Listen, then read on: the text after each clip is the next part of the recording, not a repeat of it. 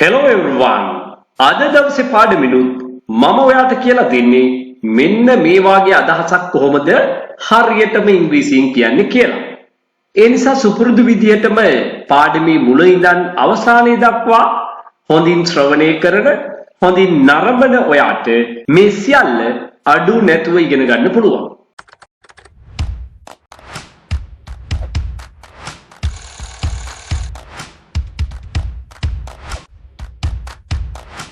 දේශපාලකයෝ තමයි වඩාත්ම පිළිකුලට ලක් වූ පුද්ගලයෝ. වර්ධවා හිතන්න එපා. මොකද මම කිසිම දේශපාලන පක්ෂයකට සම්බන්ධ වෙච්ච කෙනෙක් නෙවෙයි. මට අවශ්‍ය වෙන්නේ වර්තමානයේ සමාජයේ කතාබහට ලක් වෙලා තියෙන දෙයක් ඇසුරින් ඔයාට මේ පාඩම කියලා දීම පමණයි. වඩාත්ම පිළිකුලට ලක් වූ. එහෙම නැත්නම් කතා කරන භාෂාවෙන් කියනවා ඉපාම කරපු. මෙන්න මේකට ඔයා යොදාගත යුතු හොඳම වචනේ තමයි the most despised. මෙන්න මේ කියන phrase එකම පාඩම් කරගන්න. අදාළ වචනේ තමයි despised. despise කියන verb එකෙන් තමයි හැදෙන්නේ. despise means hate. despised that means hated. පිළිකුලට පාත්‍ර වූ, පිළිකුලට ලක් වූ කියන අර්ථයයි සිංහලෙන් කියනකොට අපි කියන්නේ. the most වැඩිපුරම.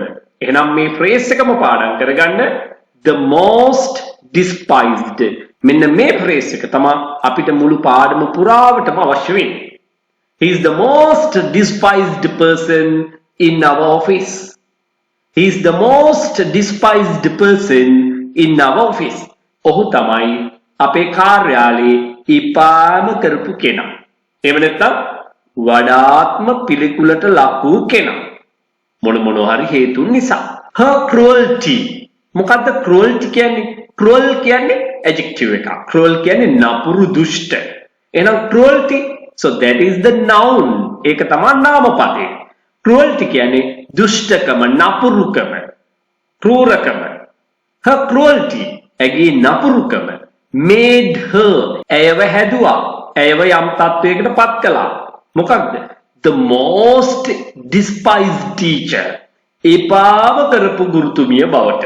ඇගේ දුෂ්ටකම විසින් ඇයව පත් කළා වඩාත්ම පිළිකුලට පාත්‍ර වෙච්ච. එහෙම නැත්නම් එපාම කරපු ගුරුවරිය විදියට in our school, අපේ පාසලේ.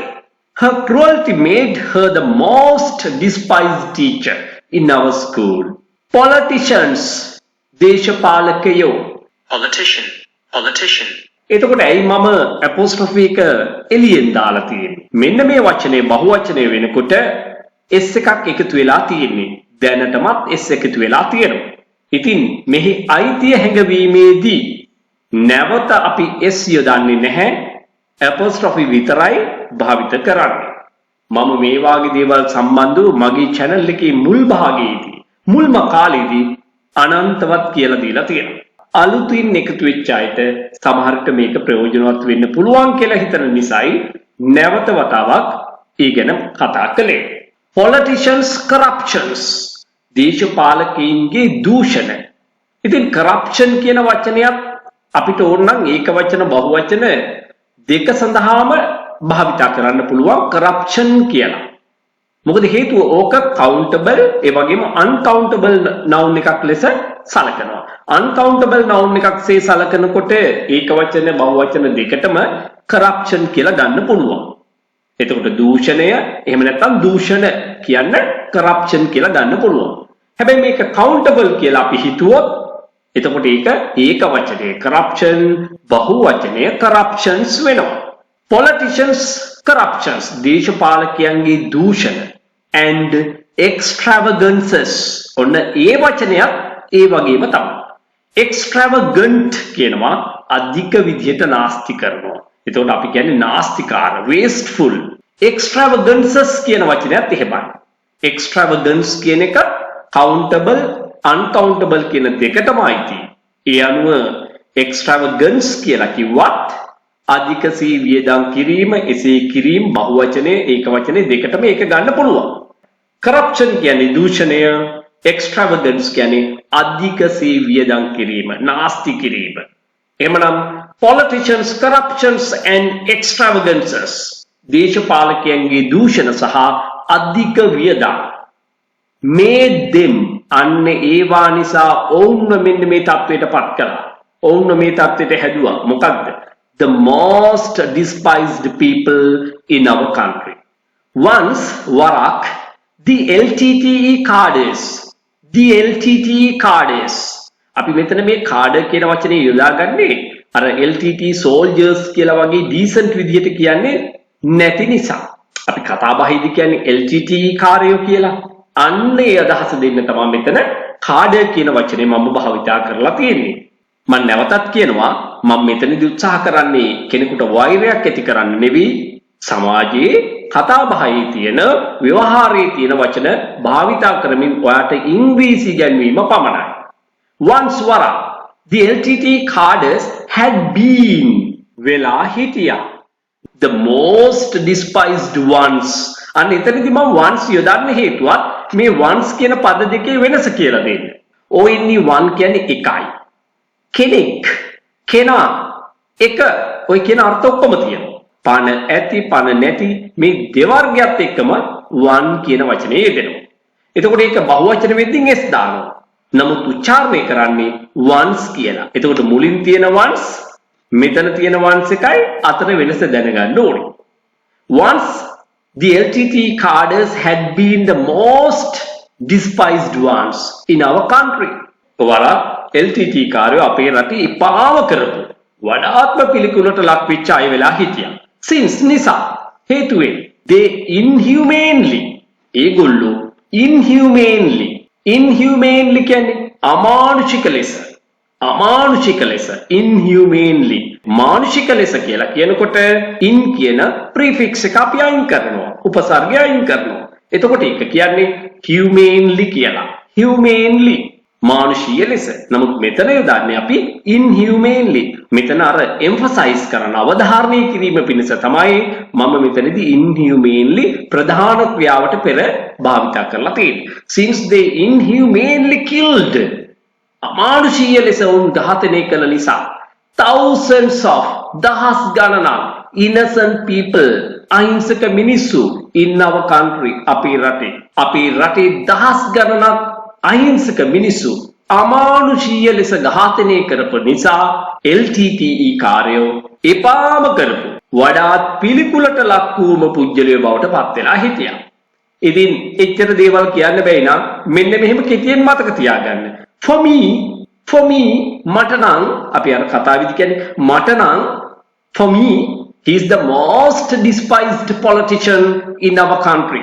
මට නම් අන්න අහවලා තමයි එහෙම නැත්නම් ඔහු තමයි ඒපාම කරපු දේශපාලකයා අපේ රටේ වඩාත්ම පිළිකුලට ලක් වූ දේශපාලකයා අපේ රටේ he is the most despised child in our class ඔහු තමයි වඩාත්ම පිළිකුලට ලක් වෙච්ච ඒපාම කරපු ළමයා අපේ පන්තියේ ඔන්න ඔය විදියට අපි මේ දේවල් ඉගෙන ගන්න ඕනේ the most despised කියලා කියන්නේ the most hated මේ දෙකෙන්ම කියන්නේ මොකක්ද වඩාත්ම පිළිකුලට ලක් වූ එපාම කරපු කියලා ඉංග්‍රීසියෙන් කියන්නේ ඔන්න ඔය විදිහටයි. Hi everyone, I am Shadi Premchandra, retired army officer.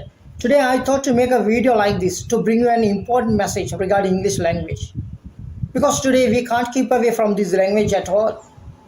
We know nowadays how people are struggling to learn this language. Some people give up learning this language because of that effort. Sometimes they may not be able to find out a good English teacher. I also had a lot of problems then with this language. Although I spoke in English, I made so many grammatical mistakes. To overcome from this grammatical mistake, I needed to find out a good English teacher with proper instructions. One day I saw a video clip on YouTube called Saman Yapa. I watched it. I was mesmerized to see the way of his narration, his pronunciation, and his solemn voice. At that moment, I thought he is the most suitable instructor for me to get improve my knowledge. By sending a small message to WhatsApp, I joined his classes. I got to improve my knowledge within short period. The specialty I see in these classes, the opportunity we have to speak in English. No matter how much knowledge we have, if you don't have opportunity to speak in English or practice it, we can't handle this language as we wish. If you join Saman Yapa classes, you can find all these opportunity. So If you really want to get improve your knowledge within short period like me, the Saman Yapa sir is there to help you. By taking part in his classes, you can get more beneficials. Why I say so? Because I know how I got to improve my knowledge by participating in his classes. That's why I mentioned you to participate in his classes and get the beneficial of it. You have the opportunity. Try once and feel the difference. I wish you all the best and good luck. හොඳට චතුර විදියට ඉංග්‍රීසි කතා කරන්න කැමති නම් ඉංග්‍රීසි භාෂාව විධිමත්ව හරියට ඉගෙන ගන්න ගමන් ඉංග්‍රීසි හරියටම කතා කරන්න ප්‍රායෝගික පුහුණු වැඩසටහන් සමග ප්‍රායෝගිකවම ඉංග්‍රීසි කතා කරන්න ඔයා කැමති නම් අනිවාර්යයෙන්ම තිරේ දිස්වන අංකයට WhatsApp පණිවිඩයක් දාන්න. ඔයාට පන්තිවලට එහෙම සහභාගී වෙන්න බැරි නම් මොකද විදේශගත වෙලා ඉන්න අයට මේක ප්‍රායෝගිකව කරන්න බෑ. ඒ නිසා ඒගොල්ලන්ට පුළුවන් ඔන්ලයින් හරහා මේ පන්තිවලට සම්බන්ධ වෙන්න. ඔයාලට වඩාත් උචිත වෙන ක්‍රමවේදය තමයි ඉන්ඩිවිජුවල් ක්ලාස් එක ඉගෙන ගන්න එක. ඉතින් මේ පාරේ උසස් පෙළට පෙළී ඉන්න දුවා දරුවන්ට පුළුවන් ඔන්ලයින් ක්‍රමයට යන්නේ නැතිව නේවාසික පුහුණුවකට දින 20කට 25කට එහෙම නැත්නම් දින 30කට එකතු වෙන්න පුළුවන්. ජීවිතේම වෙනස් කරලා පෙන්වනවා. හයිවාරු නෙවෙයි කරලා පෙන්වනවා. ඇවිල්ලා බලන්න. ඔයාට සැබෑ වෙනසක් සිද්ධ වෙයි. මොකද විධිමත්ව ව්‍යාකරණානුකූලව ඉගෙන ගන්න ගමන් පුහුණු වීම කරනවායි කියන කේම තේරුම හැම මොහොතකම ඔයාට ඉංග්‍රීසි කතා කිරීමේ පුහුණුවේ හැකියාව ලැබෙනවා. ඉතින් ඒක දින ගණනාවක් එක දිගට කරනකොට බොහෝ දැනුම් සම්භාරයක් ඒ වගේම ඔයාට අවශ්‍ය කරන ඕනම දෙයක් ඉංග්‍රීසි භාෂාවෙන් කීමේ හැකියාව ප්‍රගුණ කරගන්න පුළුවන්. එහෙමනම් ඔයාට පුළුවන් ජීවිතේම වෙනස් කරන මේ පාඨමාලාවට එන්න. වයස් ભેදයක් නැහැ. ඔයාගේ පෙර දැනුම මොකක්ද කියන එක මට අදාළ වෙන්නේ නැහැ. ඔයා මෙතෙන් ආවට පස්සේ හරියට වැඩ කරන්න, කම්මැලි නොවි පුහුණු වෙන්න, මම කියන විදිහට වැඩ කරන්න අනිවාර්යයෙන්ම ඔයාට අති විශිෂ්ට ප්‍රතිඵලයක් ලැබෙනවාමයි. ඒ හුදෙක් සර්ටිෆිකේට් එකකට සීමා වෙච්ච සංකේතයක් නෙවෙයි. ඔයාගේ ජීවිතේම වෙනස් කරනවා ප්‍රායෝගික පුහුණුවක් තුලින්.